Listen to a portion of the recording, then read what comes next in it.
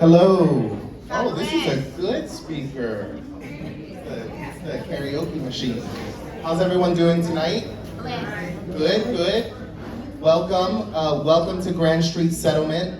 I want to say the team is not here in the room right now, Bindu and Inez, but I want to give a shout out. If we could give a round of applause to Grand Street Settlement for opening their space for us.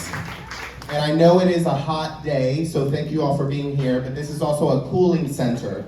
So for those of you that live around here, right, and you have seniors or anyone who needs access to a cooling center, please make sure to come by to Grand Street Settlement, because this is what they do here, amongst doing amazing services. Thank you, Inez, for all the work that you do for our seniors in our community.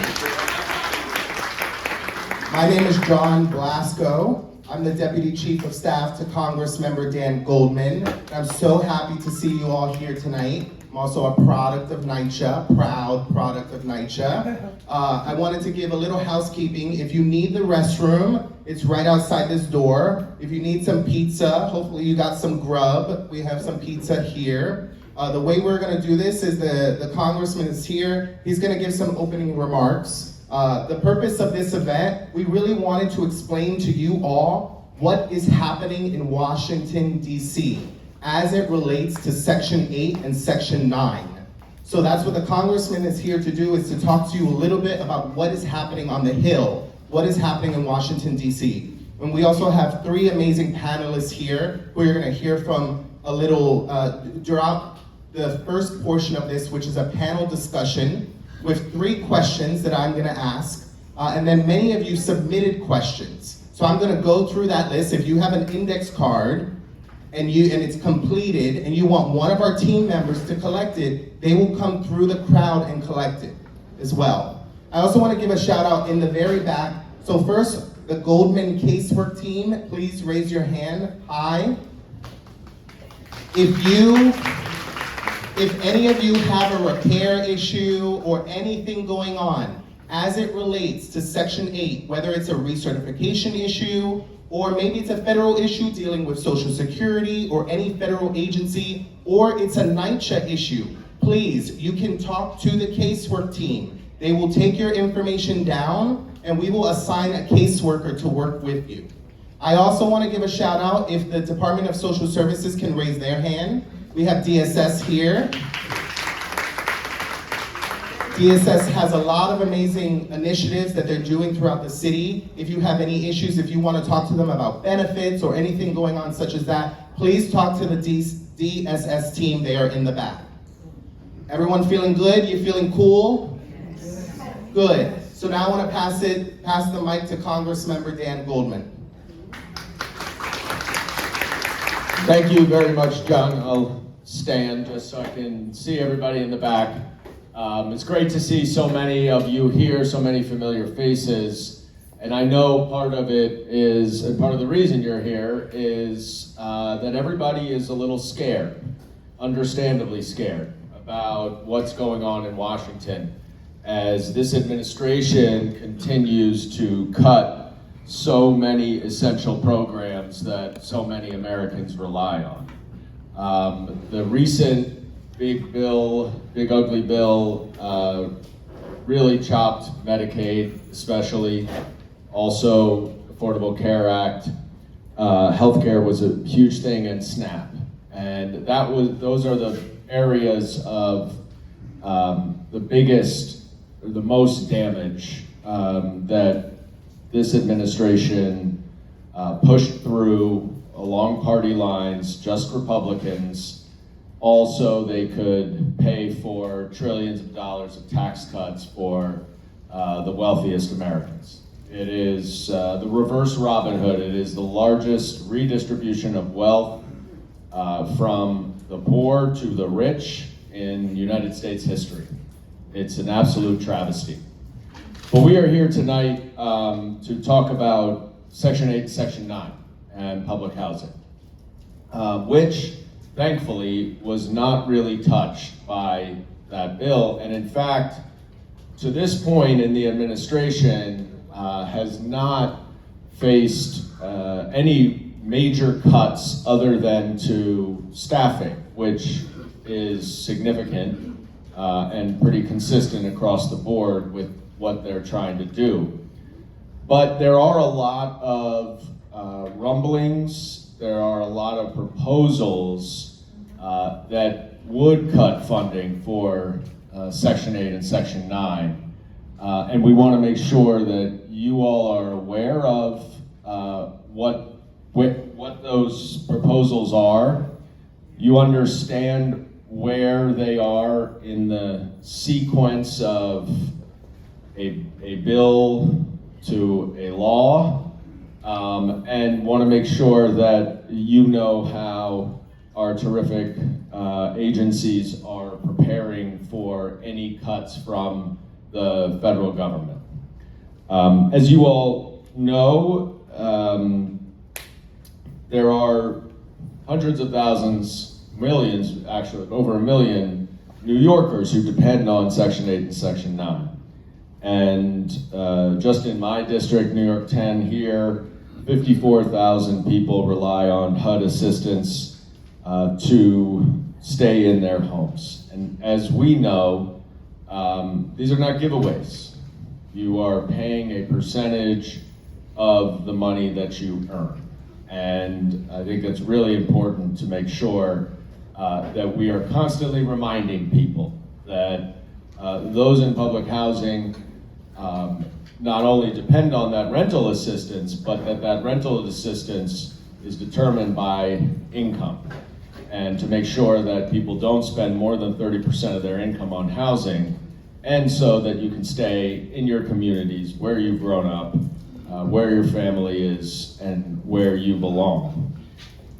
So I think I'll stop there, and so that we can get to our excellent panelists who can talk a little bit about what they're seeing, because much of this money comes from the federal government, goes through the state to the city, sometimes goes directly to the city.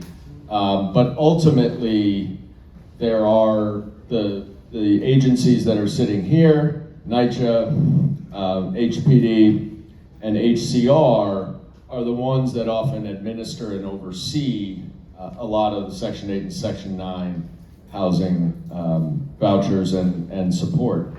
So I'm thrilled that we have Lisa Bowe-Hyatt, the CEO of NYCHA, who it's been a couple of years now, yeah, who's really started to whip NYCHA into better shape and has a big task, but is working diligently on it.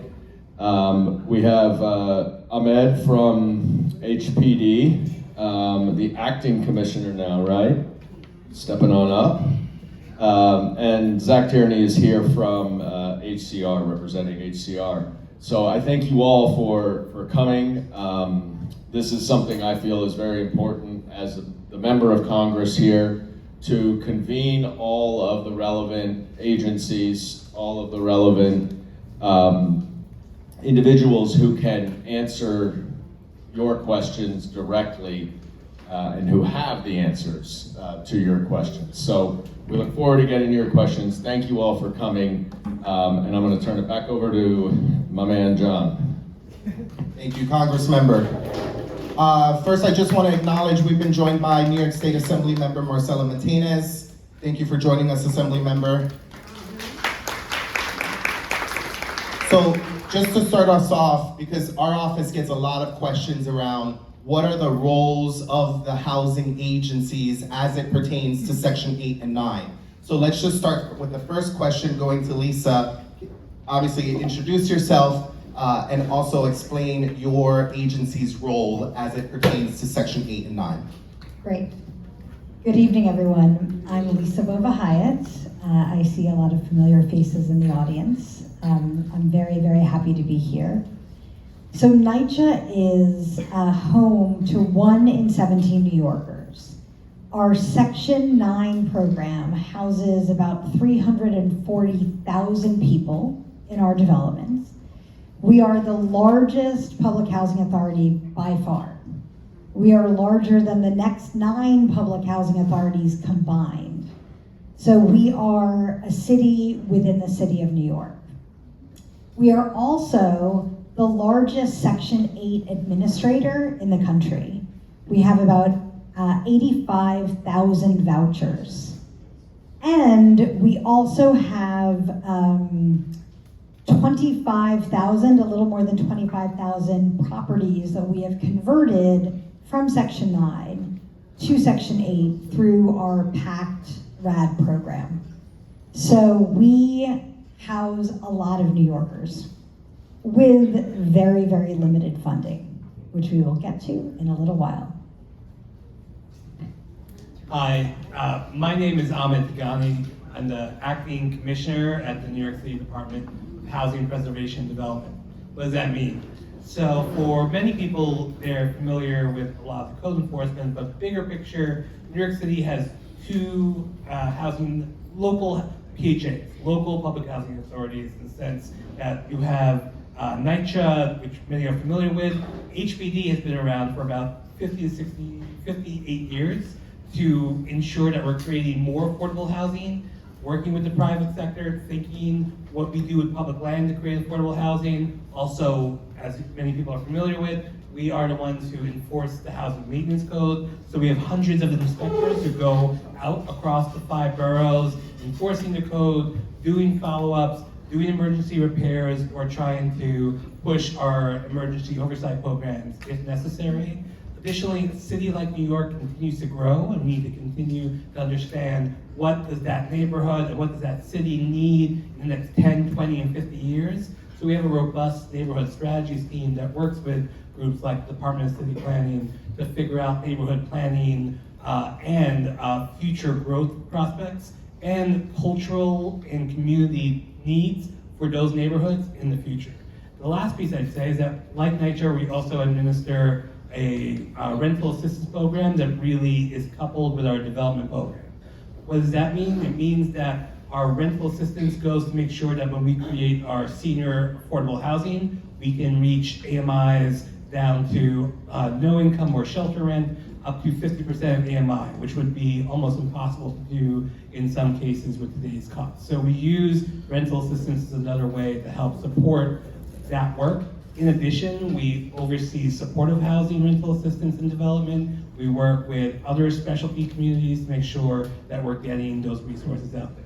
And tonight, we really want to talk about how we use home funds, which is a top type of federal assistance to make that senior housing happen. We want to talk about community development funds, which we use to support that enforcement work we do, or the emergency repair work that we do. And we want to talk about how any changes that were positives that may have happened, like more low-income tax credit, doesn't have the force or benefit or future that has been reported unless we get those other funds from the federal government so that we can use it to its full impact. We need the full picture in order to deliver the services that we want to deliver. So we can talk more about that tonight. Good evening, my name is Zach Tierney. I'm the Director of Intergovernmental Affairs at New York State Homes and Community Renewal, which is the state housing agency. We have a lot of overlap with HPD in terms of our mission and the work that we do other than code enforcement, but we are an amalgamation of multiple different public benefit corporations and state agencies. We are the Housing Finance Agency, which oversees the low-income housing tax credits that get distributed around the state for affordable housing development. We oversee the Office of Rent Administration. I think I hit it. Okay, great. The Office of Rent Administration, which does rent regulation for rent-stabilized buildings. But our Office of Housing Preservation, we oversee and administer approximately 45,000 Section 8 vouchers across the entire state, many of which are also vouchers that we administer here in the city.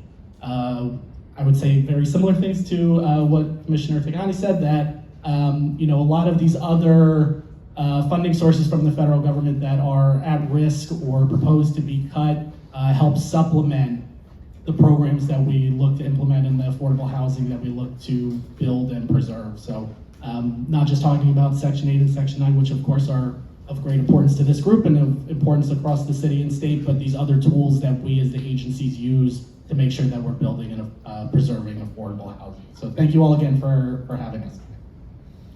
Thank you so much. So we're gonna move on to the next question. Our second prompt question just has to do with how do you foresee your agency being impacted by cuts from the federal government?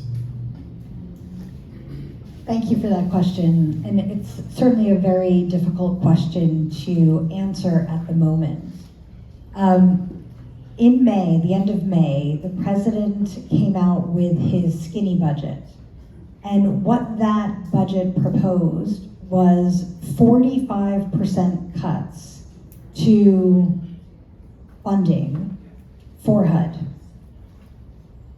Any organization that is faced with a 45% cut, it would just have devastating effects. The bill also proposed time limits or term limits on both Section 8 and Section 9 vouchers, Section 8 vouchers and Section 9 residents for non-senior and non-disabled residents. And he proposed a 2-year time limit. So just think about if everyone who had a voucher and every resident who was not disabled and not a senior had to find new housing every 2 years in the city of New York. The final proposal in his bill was to block grant the money that normally comes directly to PHAs and give it to the state of New York, and the state would then decide how the money would be dispersed. Thankfully, in July, on July 14th, the House came out with their budget, which looks at the president's budget, and then they determine what type of cuts they want to see. Neither the House nor the Senate's bill came out last week, decided to include the time limits or the block grants. They did, however, include cuts to both capital and operating dollars, as well as administrative fees for Section 8. And I'll leave it to Commissioner Tagani to talk about what the Section 8 challenges would be.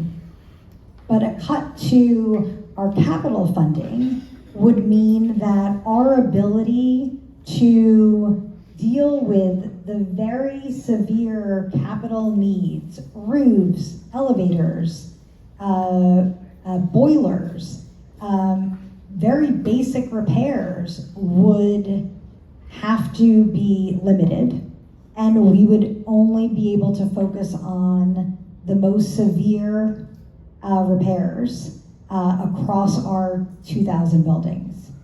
Operating dollars would also be cut. So at the moment, we're really in a wait and see mode. We have spent a tremendous amount of time going down to Washington and advocating, speaking to our federal, state, and city partners.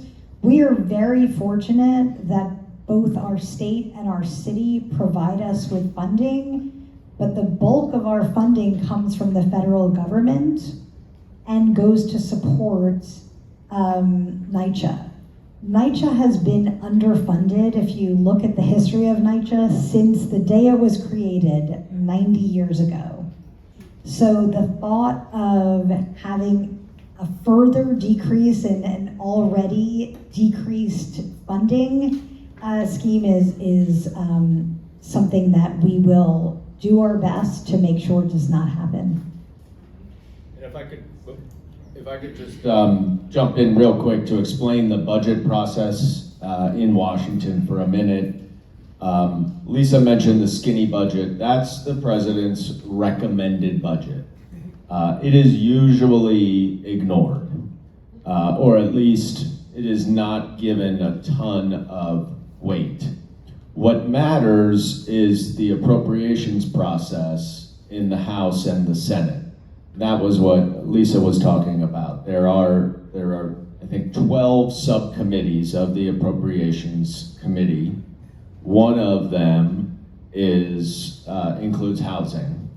And the House budget came out a couple weeks ago from the subcommittee. It ultimately will have to be voted on by the full House. The Senate does their own. They will then go to the full Senate.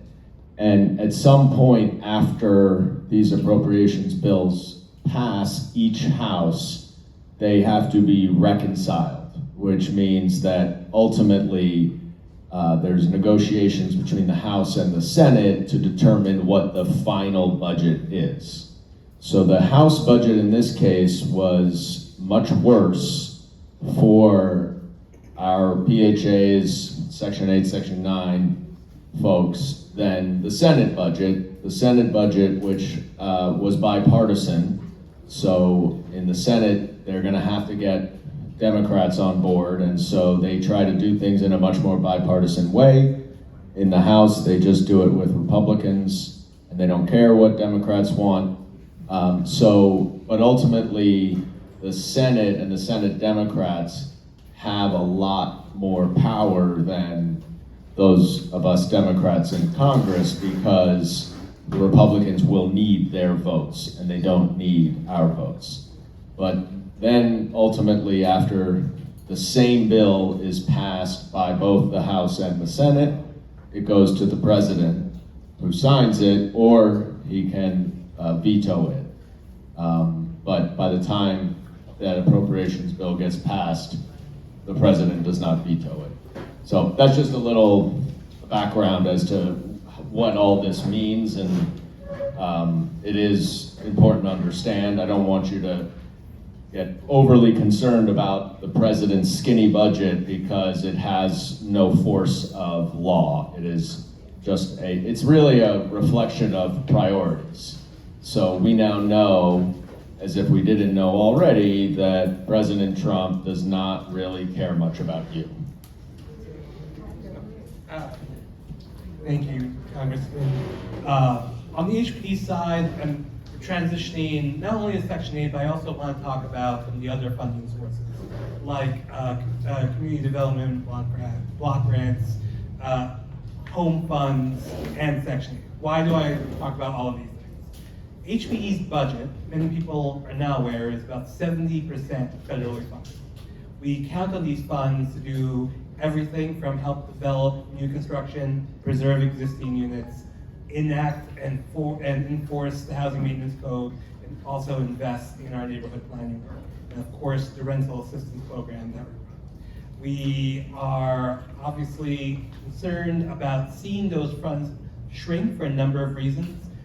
You know, the city of New York has invested a tremendous amount of money in how we invest and create housing. The housing capital plan, just from city resources alone, is $24.7 billion for the 10-year capital plan. And while that is a true testament to the importance of housing here, it really, like all things that have to do with housing and real estate finance, requires multiple pieces to make one project move forward. So without the federal piece, we lose really important resources, some of which come in the form of tax credits, which allows us to get money into deeply affordable projects. Some of it comes in the form of private land that we can turn to public use. All of these things are leveraged together to make a project move forward. Also, when you combine it together, you are able to do more than you would with just straight capital. If you were to use just one source, you would not get a certain efficiency that allows us to construct more units at deeper affordability for a longer period of time. So for Section 8 in particular, what we saw in the House budget was a tremendous cut, right? So we saw about 42% nationally for HPD. We would see maybe that would be reflective of a cut somewhere between 14 and 16,000 vouchers if enacted in its full range. Now these are estimates. There's always tweaks that happen, and you look at it at a point of time, but it would have been a disastrous cut in itself for the House budget. As the Congress member mentioned, the Senate budget was better, but that still reflected about $1.7 billion deficit from what we need from a national scale to fund Section 8. And the reason why I mentioned the national scale is because the funding is set at a national level, and then each of the PHAs get funding after that national level is set. There are other factors that help us take into account cost of living increases. There are other measurements and calculations that are done. That national number helps us figure out what the local impact will be. It's the reason why we watch it so carefully. And when we push forward beyond Section 8, beyond the disastrous policies that were originally pitched, but we're starting to see not included in subsequent documents coming out of the federal government, the lack of home funds would make it impossible to really get those SARA projects, our senior housing projects, out the door since we use home funds. The lack of Section 8 would allow us to make them deeply affordable the way we do. So again, I just keep on emphasizing the layering of these because some people may fight for one item, some people may fight for another, but it's important from the city's perspective that we fight on each front and make sure that we are whole on each front because we need them together to get the funding and the resources out the door. The last thing I'll say is from the HPD perspective, it's also the workforce and the constitution of HUD that's important.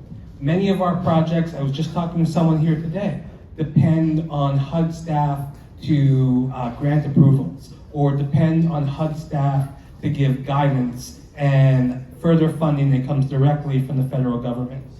The undermining of the FUD staff in the local and the central office is creating ripple effects that we are strongly advocating be reversed by properly funding and staffing the federal agency. It's a critical partner in the work we do, historically has been someone who has helped us get the job done, and we'd like that to continue, and we're advocating for that as well.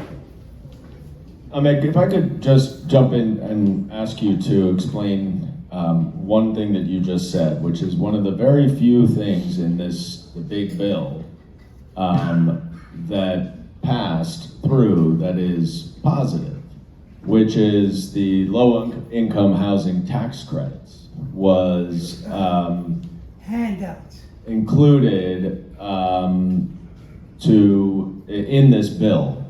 And this is I think when you talk about the tax credits and the subsidies that HPD uses from the federal government, you are talking about these low-income housing tax credits.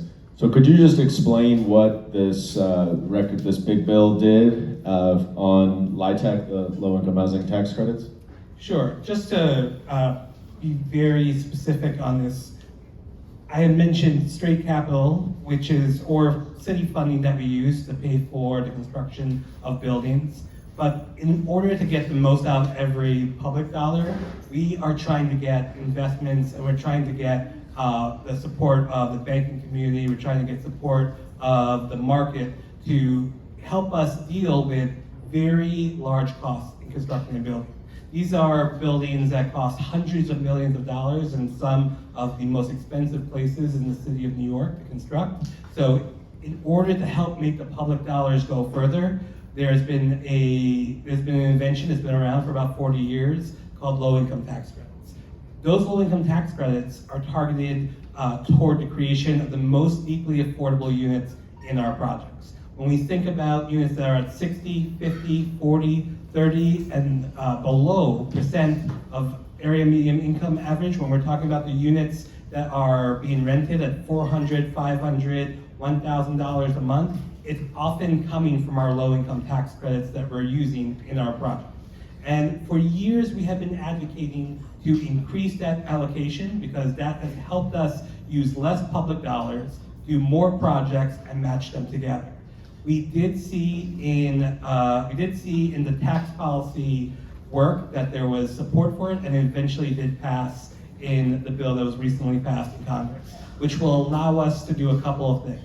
The original rules around the tax credits were that we can only use it in a project if 50% of that project was funded using the tax credit.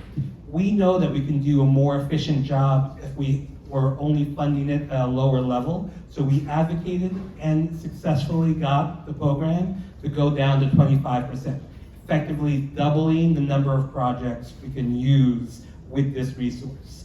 Additionally, there are different levels of tax credit. There's a 4% and there's a 9% tax credit. We were able to get more of the 9% tax credit increased. That's a resource, both are resources we worked hand in hand with the state to not only see development happen around the state of New York, but HCR, it continues to push resources to us in the form of these tax credits so we can build deeply affordable housing here in New York City. So that was definitely something that we were excited to see. That was a long fought, nationally pushed fight to get more of these tax credits used for housing that is deeply affordable. And now we're just making sure that we have the federal resources we need to fund those projects and be able to use all the additional tax credit support we just won. Thank you. Thank you, Ahmed, and that's certainly something that I have been fighting for from day one. It passed the House in a bipartisan way the last Congress, never passed the Senate, but it does have bipartisan support, which is really great because it will double at least double the number of projects, deeply affordable projects that the city can oversee and build. Zach, pass it on. Yeah, so I won't repeat everything. Ditto to all the things that have already been discussed, but I do just want to mention, we'll be monitoring very closely ultimately where, especially the Section 8 funding lands. The national appropriation for Section 8, even if it stays flat at the number that it's being funded at this year, could potentially represent a cut. The cost of housing continues to increase. Right now, we are not, with our funding maintaining flat over 2 years, we've not been able to issue new vouchers. And so while that may not have direct impact on folks that have Section 8 vouchers, housing choice vouchers right now, or in project-based vouchers, your friends, your family that are on wait lists for vouchers from the state, just the same amount of funding is not enough for us to continue to meet the needs of New Yorkers across the entire state. So we'll be paying attention very closely to hopefully see an increase ultimately in that funding so that we can continue to issue more vouchers and not just focus on making sure that we have enough funding to maintain the costs and keep the voucher holders that we have in their homes.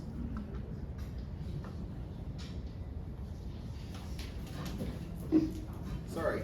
I was reading the index cards that you all submitted. Just a reminder, if you have index cards, our caseworkers that are in the back, just raise your hand if you have an index card so one of our caseworkers can come and grab it for you. Or if you're able to, you can drop it off right here by Nick. Raise your hand, Nick. Thank you. So I just want to move on to this third question around, can you talk a little bit about initiatives that your agency has going on that the residents and constituents here should know about? Sure. So as many of you in this room know, in 2019, NYCHA signed the HUD agreement. And over the past 5.5 years, we continued to make substantial progress. It's slow, but we are making really meaningful progress under the goals that are set forth in the HUD agreement. One of them is around mold. Our Mold Busters program, and mold, as you know, is really a pervasive issue in all of our buildings.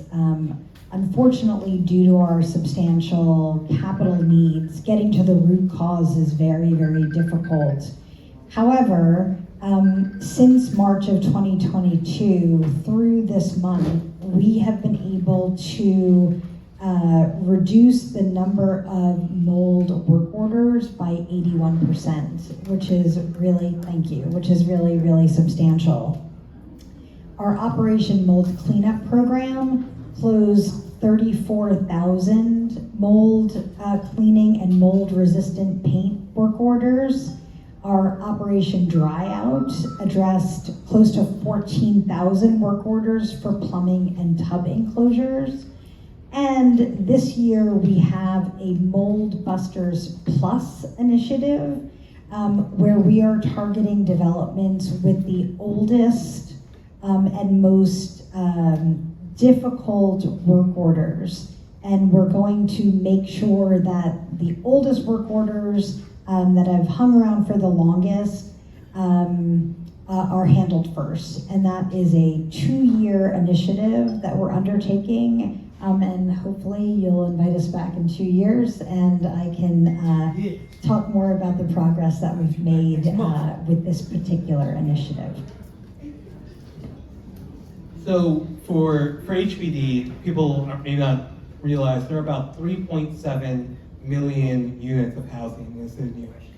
And while that in itself is a big number, it's also important to know that about less than a third, about a little under 1 million of those units are rent regulated. So, and within rent regulation, there are multiple different forms of rent regulation. The city of New York, I don't have to tell anyone how complex the city is. HPD is responsible for trying to figure out how to get into each of these pockets and these different types of housing and figure out how to make sure that people are safe. How do we create more of this housing? How do we keep it equally affordable? And how do we plan for the future of these neighborhoods? And that's largely the buckets in which we've been trying to push new initiatives and work in this space. I think the first and foremost, I would say, after public housing, rent-regulated housing is the most important stock of affordable housing we have in the city of New York. And we need to invest and make sure that we are doing things to protect those units. Without those units, we would not be able to, through new construction programs, be able to replace such an important piece of our housing stock. So that's the reason why we're continuing to push and replenish our code enforcement stock and do more of that work. Last year, we did over 550,000 inspections in buildings. We did over 178,000 emergency repairs when owners did not make the repair. We continue to have our alternative enforcement program that puts building owners under a tighter scrutiny and adds additional fines when they are not responding to the orders to correct. Separate and apart from that, we also have new initiatives like our Partners in Preservation program, where we went from a pilot in 3 areas of the city to now a baseline program in 6 areas of the city, where we are partnering with legal aid and community organizers on the ground to create tenant associations to make sure that we're increasing the number of cases in housing court where tenants need action and need advice on how to pursue legal counsel. We're working with those owners who are having a difficult time, and many owners are having a difficult time keeping up with expenses, so we are connecting them with our preservation finance programs that we have that allows them to get money to make repairs in exchange for deepening and extending affordability. Separate from that, we are looking at the way that we are planning and growing housing in our city. So many people are aware of the fact that when you walk across a site that's owned by the city of New York, you're asking, what are you doing with that site? So, I will say COVID had decimated a lot of parts of HPD. We are only the last year and a half, I think, really have gotten to a place where we've been able to rebuild and kick off these programs. In the last administration, on 37 different sites, we were able to activate about 13,000 units of affordable housing through those programs. The last year and a half, we launched as part of other city agencies, NYCHA, EDC, 24 and 24 to kick off either the creation and preservation of units on publicly owned sites. 12,000 units part of that program was the goal. We went from 24 to 26 units, and right now HPD has about, 4 or 5 different public sites in either public review, community conversations, or in designation, trying to move those projects to completion. I think last year we got through Euler about 1,100 new affordable sites through the discretionary review process to later finance and fund.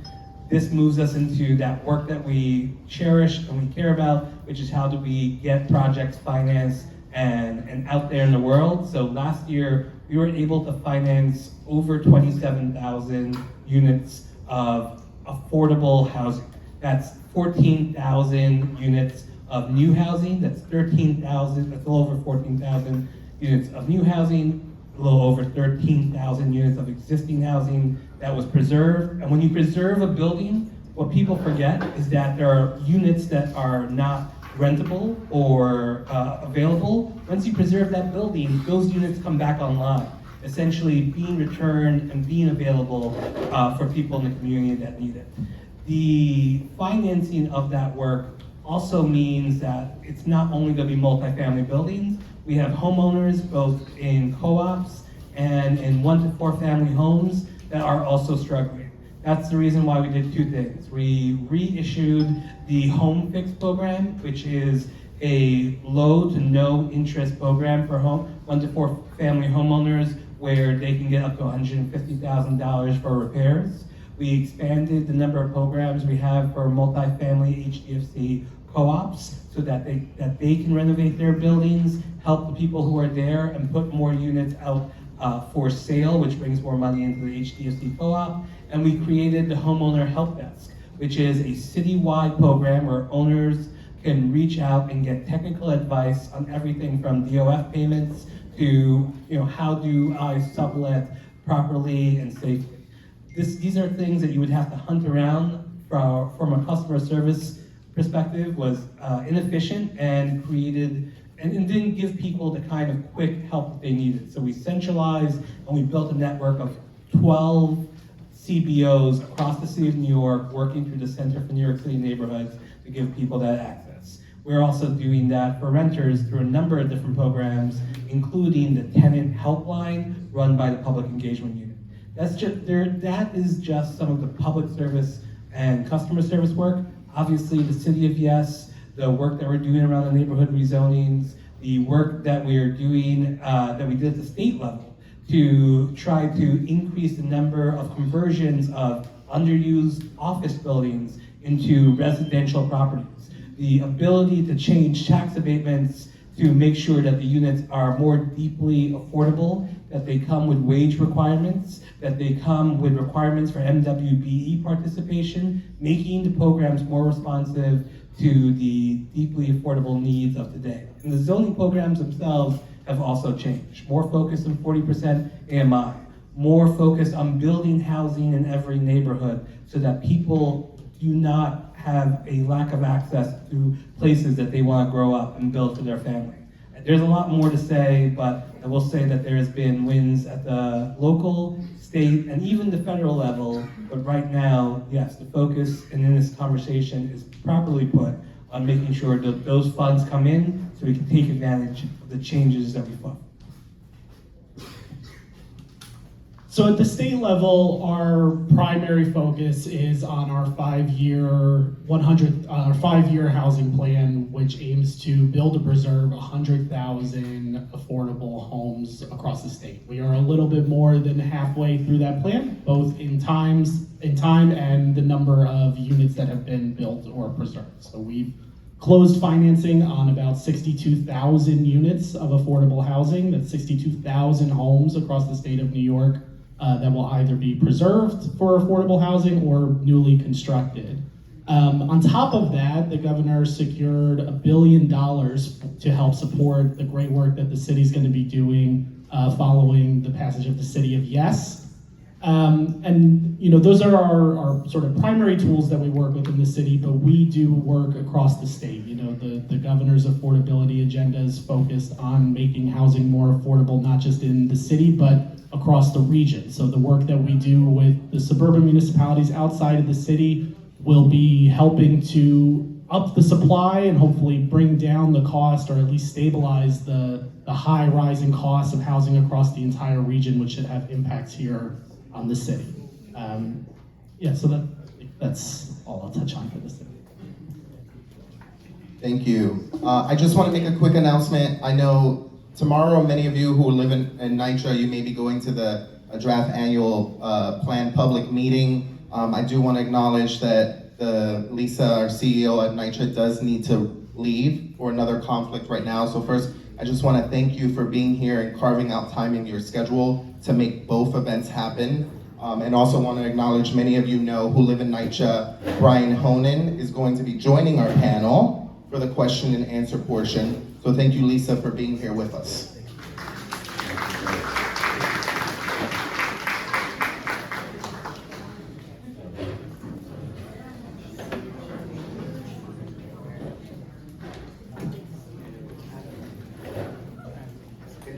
And just as a reminder, logistics-wise, if you need the restroom, it's right outside. There's a door right there. I think, Chris, we still have pizza in those boxes? There's one more box, if anybody wants to. There's a bunch of pizza. Please, we bought a lot of pizza, so please have another slice if you'd like. There's a water cooler right next to the pizza if you would like some water. And remember, if you have questions, our casework team and Nick is here too. He can collect your index cards. You don't even need to get up. Just raise your hand and Nick will come to you. So Brian, thank you for joining us on the panel. I just want to get started with some of the questions we have here. And we do have some questions that were submitted online as well. So this is a question, Brian, for you. Welcome to the panel. How do we justify any Section 9 conversions to Section 8 through the RAD PACT program if cuts could be potentially impacting those programs? Oh, it's that. Oh, okay. So thanks for that question. So if you look at the House version of the proposal that came out of the THUD committee and the Senate version, the one thing that they do have in common is they look much more kindly on Section 8 than they do on Section 9. And they are both funded at much higher levels. The Senate version funds vouchers that are called tenant protection vouchers. And these are vouchers that are worth a lot more money and make it possible for us to convert units at a much higher rate. Look, I know a lot of you have issues with RAD, nationally RAD or locally what we call PAC, but honestly, HUD is the only program that HUD offers to invest in these properties. Year after year, Section 9 gets cut, both on operating and on capital. The House version offers a 9% cut. The Senate version offers an 11% cut. Yeah, I think it's not on operating. It's much more than that on the capital side. So that's just operating. That's staff alone, and then on capital, it's even more. Capital is for infrastructure, so this is your boilers, your elevators, all those other things. If we stop investing in those things, it's what we would call, demolition by neglect, right? So, yes, there are issues with these programs, but yes, it will get you investment. And I know some of you I see out there have gone through changes, have different management, have found investment.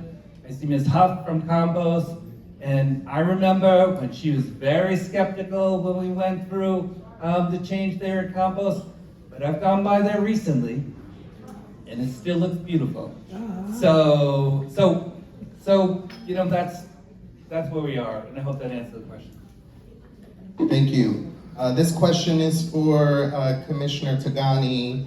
How can HPD assist with paperwork for seniors that are going through Section 8? Does the agency have any programs or initiatives that help seniors with the Section 8 process through HPD? So if there are questions about the Section 8 work, we would always encourage people to either call our customer service hotline, or you can come down to our office at 100 Gold, and we can set up time to work with you on your, more often than not, this has to do with recertification. Sometimes there are questions about receiving HQS inspection results from their buildings.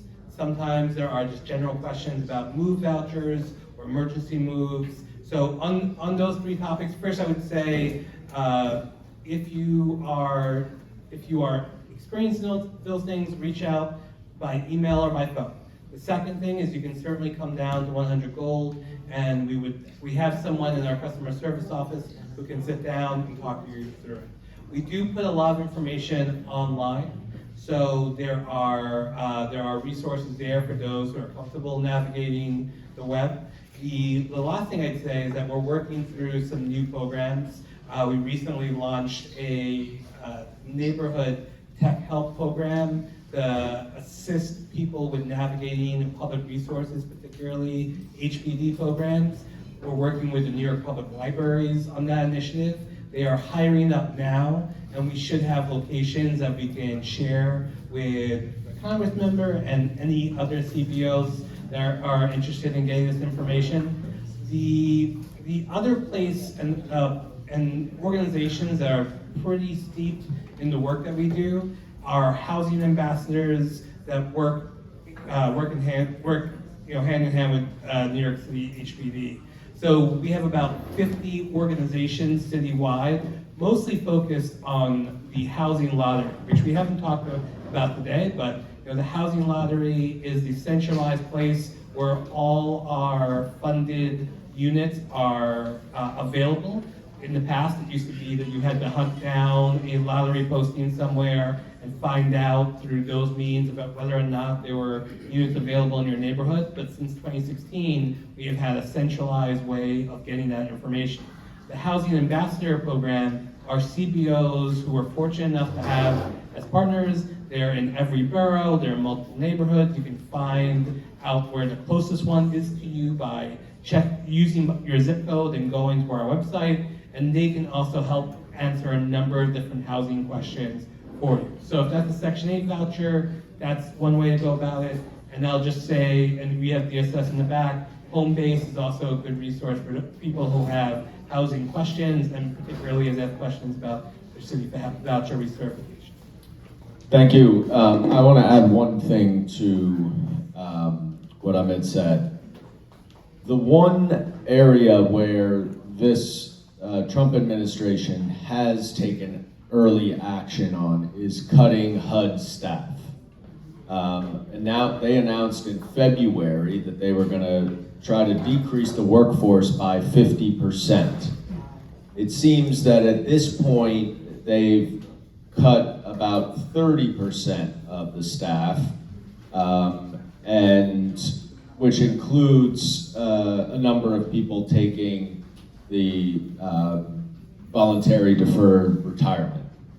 I have been pushing the HUD secretary. I led a letter with about a dozen of my colleagues pushing the secretary to rehire all of the civil servants who work for HUD that have been unduly terminated, in part because the New York City region is suffering significantly. At one point, I'm not sure what the latest is, but at one point I think that the New York City office had one staff member to help residents. Obviously what Ahmed is talking about is filling out some of the applications, which is not exactly what the HUD office does, but there are many things that we need HUD for, and the staffing is really just staffing cuts is just another way of cutting benefits, because they are effectively making it impossible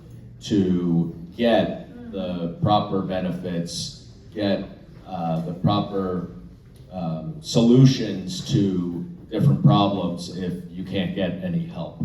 And so we're still pushing and working on that because the Elon Musk Doge thing was so arbitrary and haphazard and totally nonsensical. So we're going to keep pushing to try to make sure they're staffing up, but that is a real barrier right now.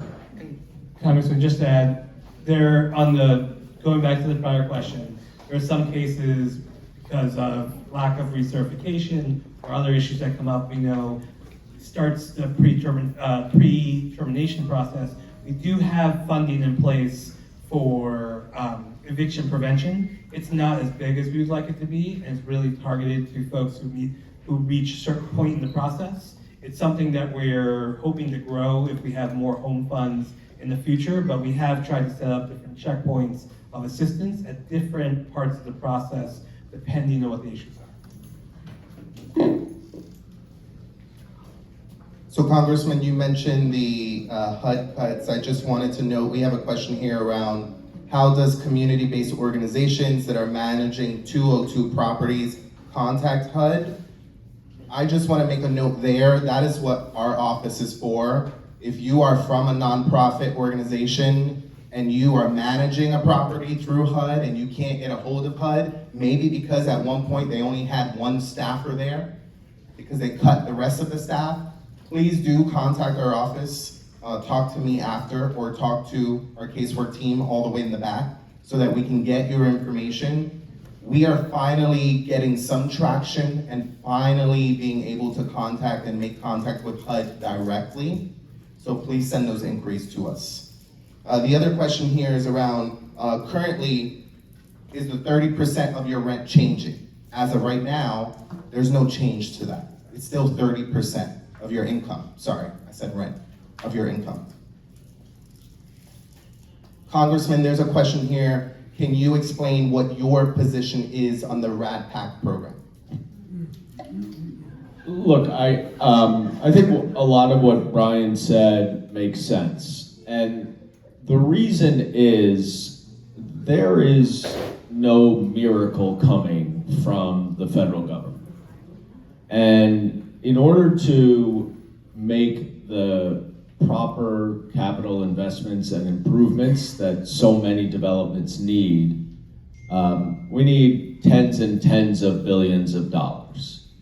And I am one of the lead sponsors with Congresswoman Velasquez on a bill that would provide more than $70 billion for public housing agencies, and it would be more than $30 billion for NYCHA, but it's going nowhere with a Republican Congress and a Republican president. So if these buildings, many of these buildings are really falling apart, and the reality is there just isn't money in the budget at NYCHA. Money is not flowing, as we're seeing, talking about these cuts. There's certainly nowhere near enough money that's coming from the federal government to put these investments in capital. And the city and state have tried to pick up the slack, but again, there's not nearly enough. And so my view of it is that if we want to renovate and rehabilitate and frankly put these developments in the shape that they should be and that everyone who lives in them deserves them to be, RAD PAC is really the only option right now.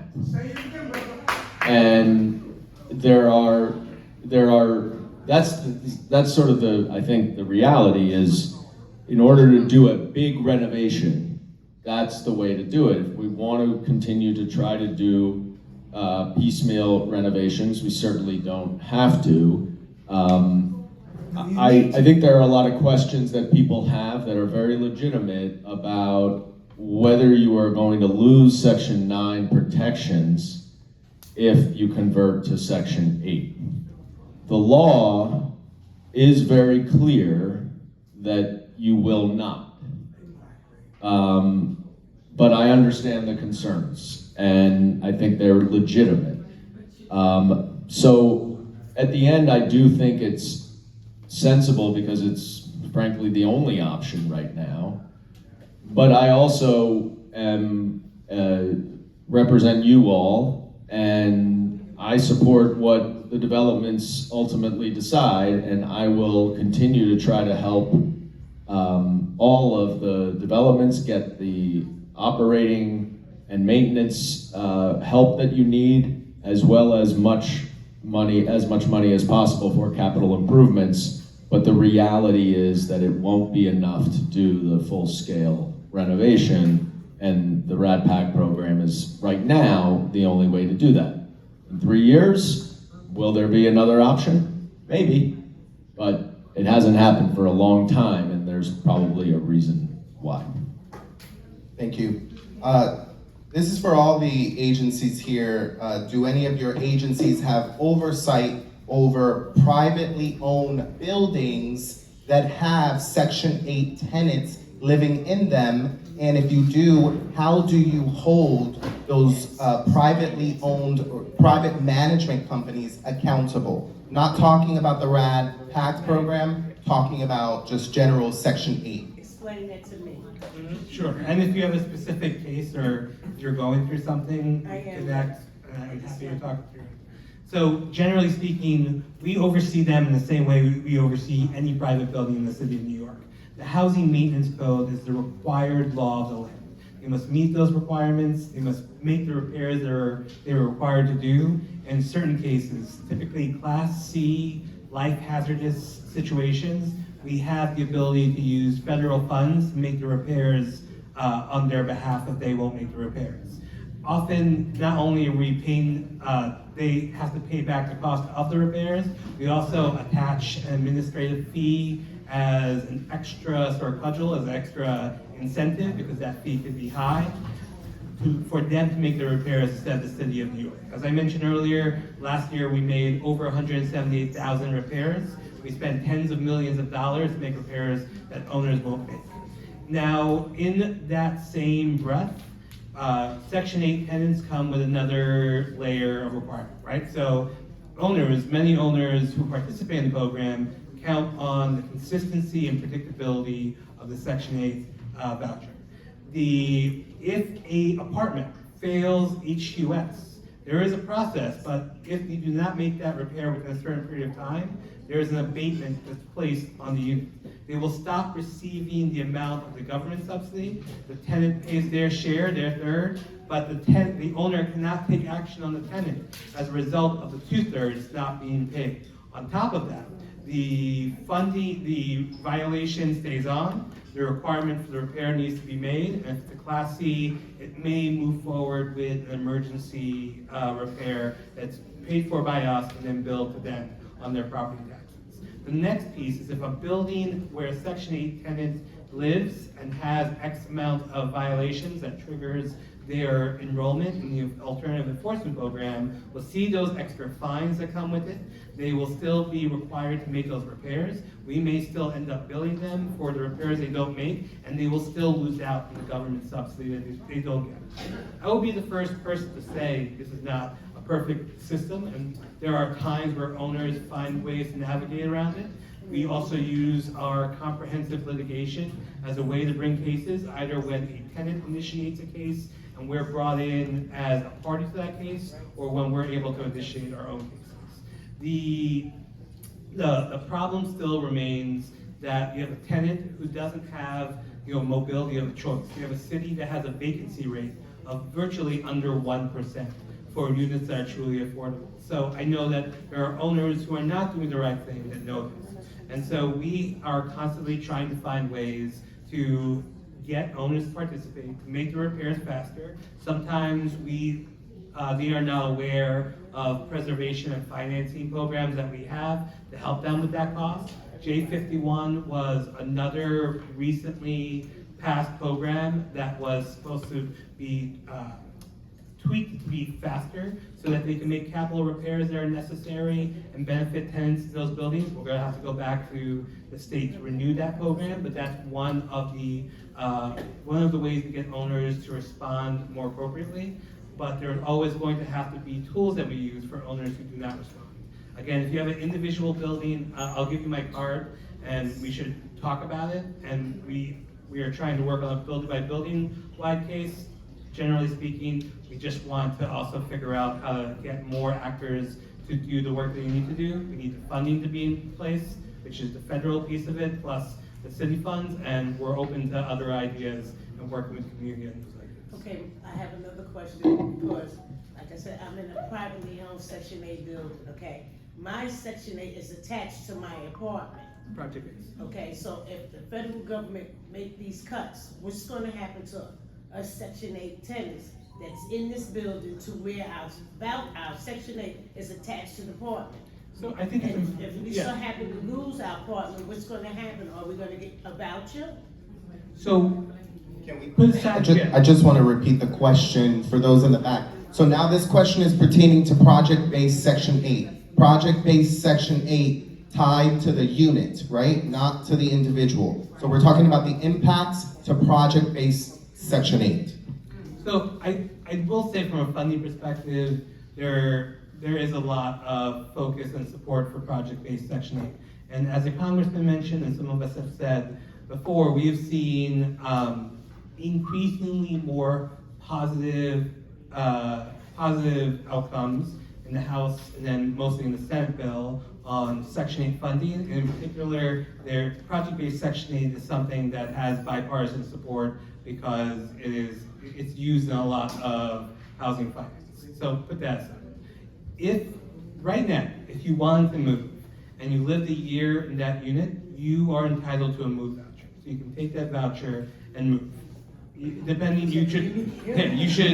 Again, we're in a city. I felt like I was locked in. No, 37 years. you would have access. But that's predicated on the other concern that you raised about the funding and availability. So if there are drastic Section 8 cuts, there's going to be a lot of hard decisions about what we're going to do. The baseline principle that the city of New York is keeping is that anyone who is in housing right now, we are going to think about every resource we can and every advocacy point we can make to keep them in their homes. Right now, we're not talking about defunding vouchers. We're not talking. We're seeing positive movement. What we're trying to do is say that the Section 8 program, like any other housing program, has increasing costs year after year.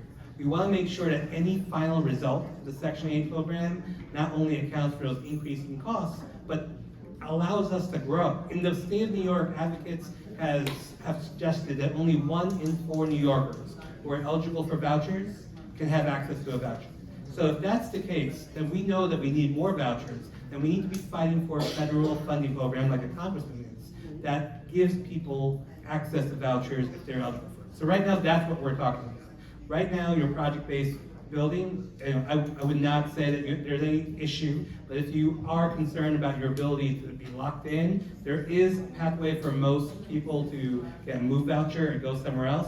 Just talk to the PHA that issued that voucher, and they can work through the details. So I'm going to read a question that was submitted online.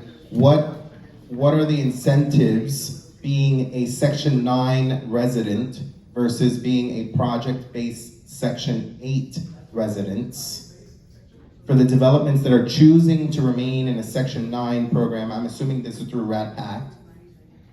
Yeah?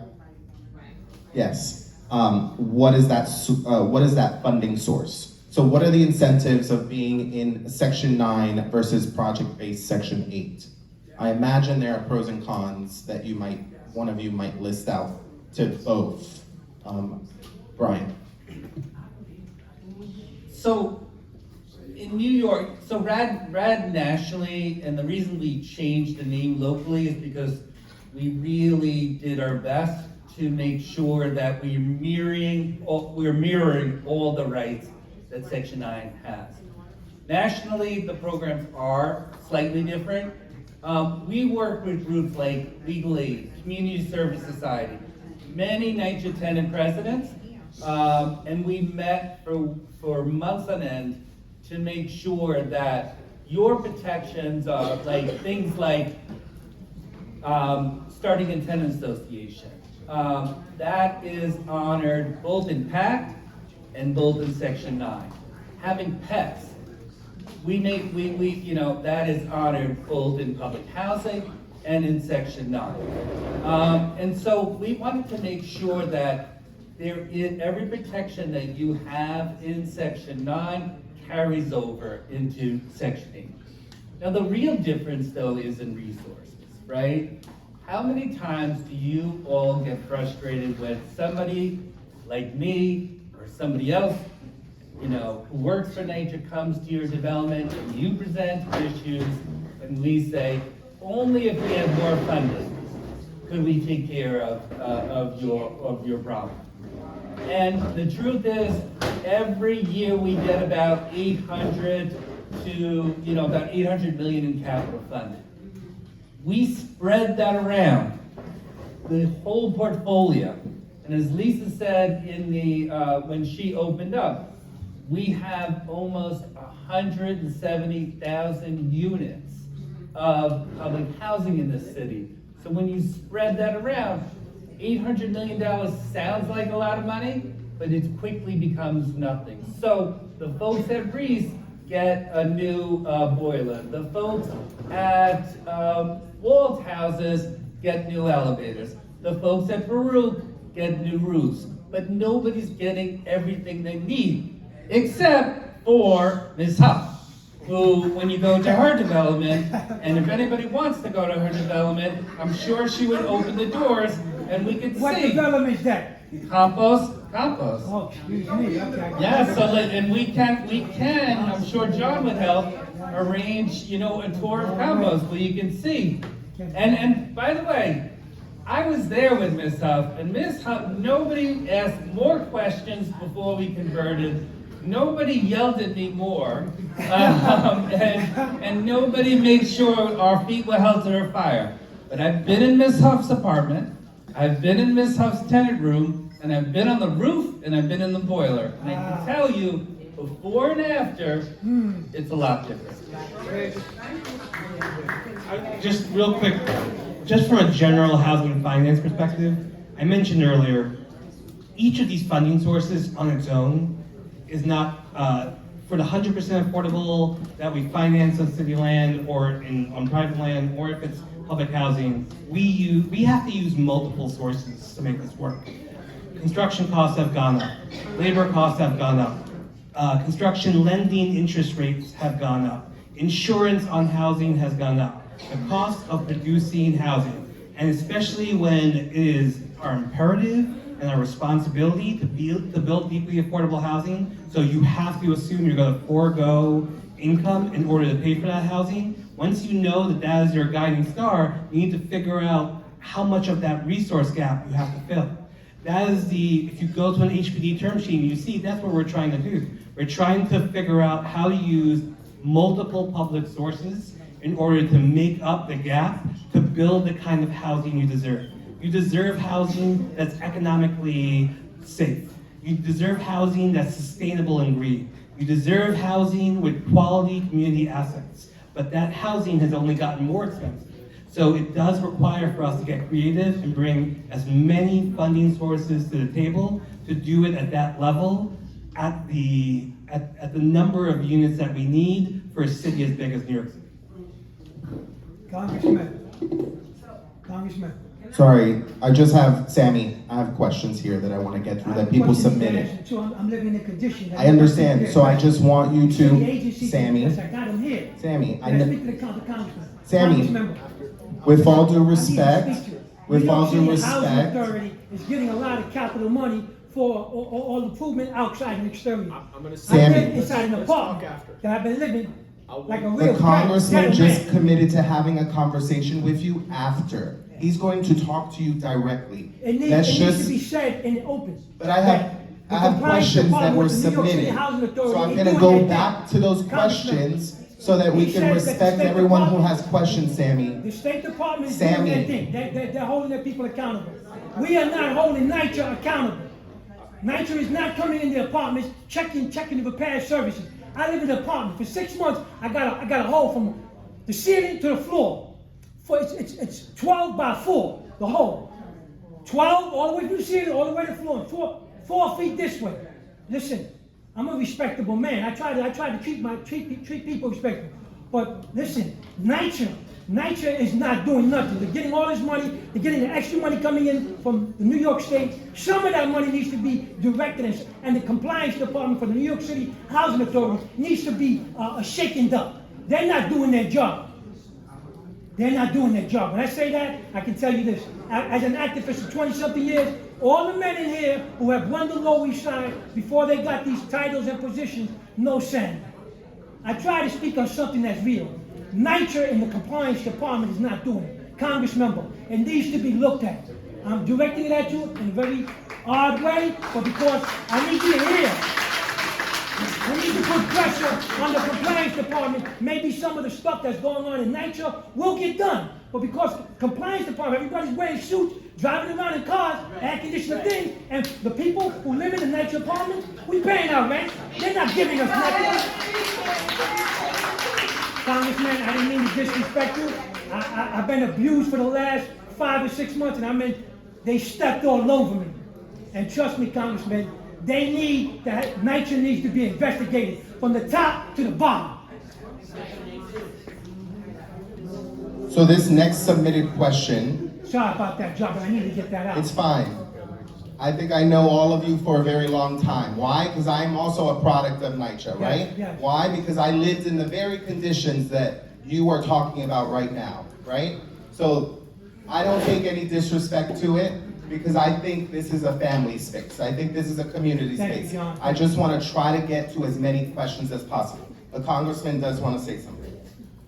I appreciate the comment, Sammy. You are certainly not the only one who feels this way. When I And take these off, I gotta walk around my house like this. I got holes in my walls. I mean, nobody's coming to my age. 6 months crying to this one, going downtown, talking to city council member Christopher Mata. Come on. Where they get these titles for? They want to come up, get in position? Do the work for the people. Do the damn work. we continue to do that work. John, as you all know, is an incredible person, and very lucky to have him as my deputy chief of staff, and he spearheads a lot of our response to the concerns you're talking about, Sammy, which are shared by very many people. And They don't speak about it. I don't hear it a lot. whenever I need to, I put a call in. Brian has heard from me a number of times, and as necessary, I'm happy to put a call in on the specific examples. I don't want no call, man. But- Come out there, visit the development. Look at those apartments, man. People, as an activist, I go into people's apartments. Look at this. When I go to NYCHA management. Listen. It's a bigger problem than just your individual you know what's apartment, so bad? and I know what you're talking about. And one of the They things come back that, and retaliate. They retaliate. well, that's You know, absolutely you not know, okay. As an So let's move ex-prosecutor- on to the next question, Sammy. I appreciate you, what you're saying. Certainly from the get-go, I've been a strong advocate of accountability. From my background, that's what we need to do more of, and we'll certainly, I appreciate you saying that. So I just want to I'm so sorry, Nilda. Because I asked your question that was submitted online. I'm so sorry. I have to get through this question because it's very much about what Sammy is bringing up, right? It's very much about the conditions in buildings, right? There's a lot of tenants here from various developments. You all see a lot of the same patterns, right? You see facade work that needs to happen. You see bricklayer work that needs to happen. Brian, can you just talk a little bit about the process? Because I know sometimes there are developments that go on a list or something in terms of priorities, right? And how we can then go and tackle the systemic issues that are happening in like an infrastructure. Can you just break that down for folks? Sure. I mean, if you walk around the developments on the Lower East Side, or East Harlem or South Bronx, you'll see scaffolding up all over our developments. This scaffolding is up, it's necessary, it's due to what is called Local Law 11, which is a law put in place meant to protect you all in case there is falling brick, or it could even be improperly put air conditioning, but usually it's a falling brick hazard. Department of Buildings comes around every 5 years, and they do an inspection. Now, the ironic part of this is that the scaffolding, and the folks at Brichetti can tell you this, probably better than anybody, is meant to protect you, but it often creates dangerous situations, right? So the scaffolding's up, it's not well lit, folks, hang out underneath it, and people become, very nervous to walk underneath it for good reason. Folks set up businesses there, and you know the routine. We are using a lot of the money that the assembly member, fought for in Albany, state capital money, and we're putting that to facade repair. And so you're seeing more and more some of finally, when I first met the residents over at Brichetti a few years ago, they told us nothing here works. We've got scaffolding, we have a community center that we look at, and it's not open. Working together, and with Eric and from Vision Urbana too, we were able to get the community center open, we were able to get the scaffolding down, but all of that came with investment, all of that came with working together, and we have, I think, turned the tide in your development. More can be done, way more can be done, but the issues that we identified, we were able to do it. Sir, when this meeting is over, I'm going to give you my card and I'm going to visit your apartment and you're going to show me, You ain't got to come unless you got a title. Okay? You gonna do something. Do something for me. So I just want to, unfortunately, we are at time. I do want to give room here. The last 15 minutes we are here for any staff from agencies and my entire casework team. Raise your hand, please. The team speaks English, Spanish, Mandarin, Cantonese for anyone who needs us to open up a case specifically for your unit, whether you are Section 9 NYCHA or you are Section 8. We have an entire team that's dedicated to that. So please come and talk to us. Raise your hand, please, team. And in the meantime, I want to thank you all for being here. If any of you want to come up and speak. Nilda, you're gonna.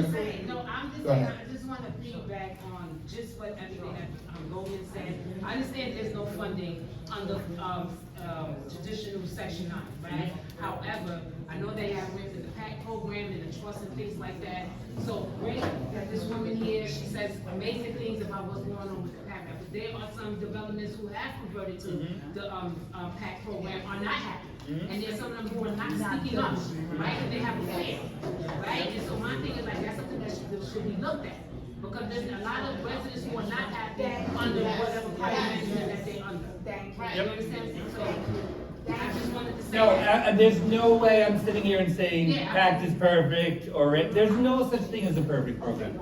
And in fact, I was just with residents in a development in East New York, where they were complaining, and some of them were saying things seem to be even getting worse.